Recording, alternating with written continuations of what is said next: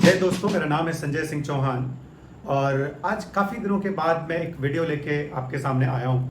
अगर आप देखें तो दुनिया भर में दो न्यूज़ आजकल बड़ी फेमस हैं। उनमें से एक प्रेसिडेंट का इलेक्शन इन श्रीलंका और दूसरा प्रेसिडेंट का इलेक्शन इन इंडिया। इंडिया में प्रेसिडेंट का इलेक्शन कभी भी इतना इवेंटफुल नहीं रहा। आज इंडिया में प्रेसिडेंशियल इलेक्शन के रिजल्ट अनाउंस हुए और उसमें हमारे देश को 15th प्रेसिडेंट श्रीमती द्रौपदी मुर्मू जी के रूप में हमें मिल गए। इस प्रेसिडेंशियल इलेक्शन में जब इलेक्शन कमीशन ने एक डेट शीट इशू करी और उस डेट शीट में उन्होंने जो डेट अनाउंस करी थी वो डेट अनाउंस करी थी 15 जून। दैट मीन्स हमारी कंट्री में 15 जून से प्रेसिडेंट के इलेक्ट करने का प्रोसेस स्टार्ट हो गया था। और जब प्रेसिडेंशियल इलेक्शन के लिए नॉमिनेशन की डेट अनाउंस कर दी गई तो प्रेसिडेंट बनने के लिए हमारी कंट्री में 79 लोगों ने नॉमिनेशन फाइल किया। लेकिन आप सबको पता है कि 79 कैंडिडेट में से बहुत सारे कैंडिडेट ऐसे होते हैं जो सिर्फ पब्लिसिटी के लिए फॉर्म नॉमिनेशन भरते हैं। उनमें से दो मेजर पार्टियां, एक तो जो बीजेपी और उनकी सपोर्टेड पार्टियां थी जिनके ग्रुप को हम एनडीए कहते हैं, और दूसरा जो कॉम्पोजिट ऑपोजिशन था पूरी इंडिया का, उन्होंने एक कैंडिडेट प्रपोज किया और उनका नाम था श्री यशवंत सिन्हा जी। तो दो लोगों के बीच में कांटे की टक्कर थी। वैसे तो अगर आप देखें तो प्रेसिडेंट का इलेक्शन में कौन विनर होगा ये पहले ही लगभग तय हो गया था। उसके कई सारे मायने थे और उसके कई सारे रीजन थे।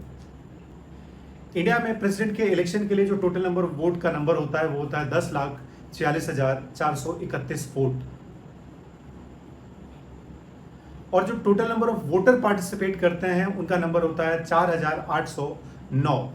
इन 4,809 वोटर्स में कुछ एमपीज होते हैं, इलेक्टेड एमपीज होते हैं लोकसभा और राज्यसभा के, और elected member of legislative assembly विधायक होते हैं स्टेट के और यूनियन टेरिटरीज के, और इनको मिलाकर टोटल नंबर ऑफ कैंडिडेट्स जो पार्टिसिपेट करते हैं वो 4,809 कैंडिडेट या ऐसे कहो कि वोटर पार्टिसिपेट करते हैं। जो 4,809 लोगों का ये जो ग्रुप होता है इसको हम इलेक्टोरल कॉलेज कहते हैं, और ये इलेक्टोरल कॉलेज प्रेसिडेंट के इलेक्शन में पार्टिसिपेट करता है। लेकिन इससे पहले प्रेसिडेंट का इलेक्शन हमारी कंट्री में कभी भी इतना इवेंटफुल नहीं रहा।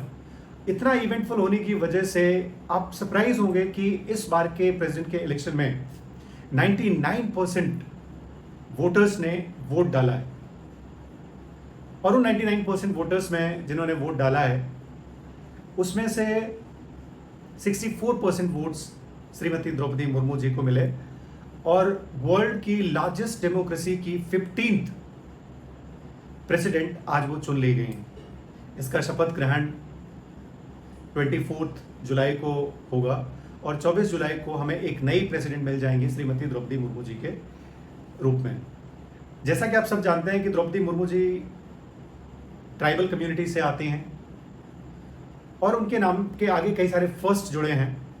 उनमें से पहला फर्स्ट तो ये कि ट्राइबल कम्युनिटी की वो पहली रिप्रेजेंटेटिव होंगी इंडिया में, जो इंडिया की पहली ट्राइबल प्रेसिडेंट बनेंगी। अच्छा, इस बार के इलेक्शन में जिसमें से 64% वोट मिले हैं, अगर आप पहले देखें जब ये नाम अनाउंस किए गए थे द्रौपदी मुर्मू जी का और यशवंत सिन्हा जी का, तो ये जो गैप था इनके बीच का वो कम था। दैट मीन्स जो सपोर्ट करने वाले लोग थे वो द्रौपदी मुर्मू जी के लिए सपोर्टर जो थे और जो ऑपोजिशन के लिए सपोर्टर थे, ये गैप इनका बहुत था। जैसे आज अगर आप देखें तो 64% और 36% का नंबर दोनों के उसमें, एक को 64% मिले और दूसरे को 36% मिले। पहले जो यशवंत सिन्हा जी का नंबर था वो 42% समथिंग दिखा रहा था। लेकिन आपके सरप्राइज में इस बार क्रॉस वोटिंग बहुत हुई। अब आपके दिमाग में आता होगा कि क्रॉस वोटिंग क्या है।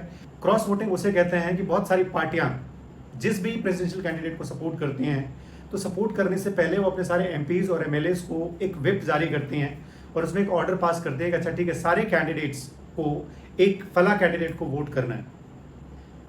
तो अगर कोई कैंडिडेट जिसको उनकी पार्टी ने बोला है कि इसको वोट करना है, उसको वोट ना करके वो किसी दूसरे कैंडिडेट को वोट करते हैं, उसको कहते हैं क्रॉस वोटिंग। इस बार के इलेक्शन में 17 एमपीज ने क्रॉस वोटिंग करी है और 104 एमएलएज ने क्रॉस वोटिंग करी है। इसके कई सारे मायने हैं।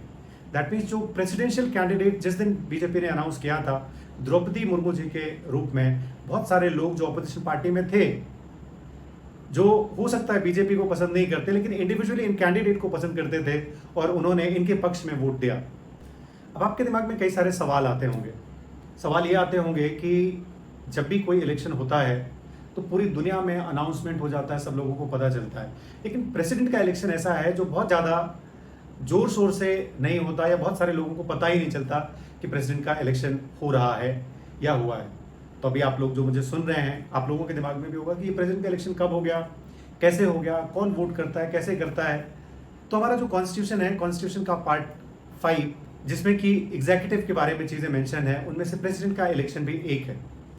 और इलेक्शन कमीशन ने ये प्रोसेस 15 जून से स्टार्ट किया था, जिसमें उन्होंने डेट शीट अनाउंस करी और 15 जून से नॉमिनेशन भरने की डेट अनाउंस करी। उसके बाद फिर उन्होंने बोला कि इसकी जो लास्ट डेट होगी 29 जून होगी।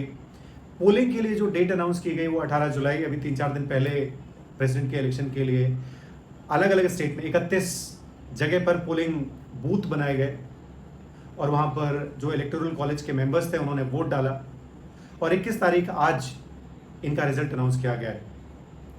24 तारीख को इंडिया के जो चीफ जस्टिस ऑफ इंडिया हैं वो प्रेसिडेंट पद की शपथ दिलाएंगे और जो हमारे पुराने वाले प्रेसिडेंट हैं वो 24 तारीख को रिटायर हो जाएंगे और उस दिन से नए प्रेसिडेंट श्रीमती द्रौपदी मुर्मू जी देश की 15वीं या 15th प्रेसिडेंट होंगी।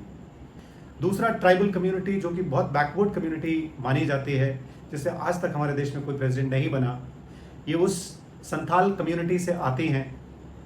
इसकी लिहाज से भी द्रौपदी मुर्मू जी का प्रेसिडेंट बनना ये दिखाता है कि हमारे देश में कोई भी आदमी किसी भी पद पे पहुंच सकता है। अब बहुत सारे सवाल जिनको हम एक डिटेल वीडियो में डिस्कस करेंगे कि हमारे देश में प्रेसिडेंट का इलेक्शन का प्रोसेस पूरा क्या होता है, कौन प्रेसिडेंट बन सकता है, उसके लिए क्या क्राइटेरिया है, उसको हम कंपेयर भी करेंगे कि इंडिया का प्रेसिडेंशियल सिस्टम और यूएसए का प्रेसिडेंशियल सिस्टम दोनों में क्या डिफरेंस है, इंपॉर्टेंट टर्मिनोलॉजी क्या है और द्रौपदी मुर्मू जी के प्रेसिडेंट बनने के क्या क्या मायने हैं। आज के इस वीडियो में इतना ही।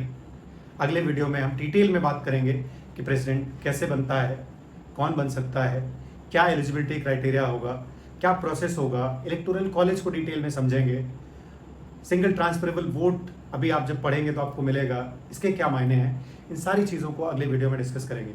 आज के लिए इतना ही। थैंक यू एंड जय हिंद।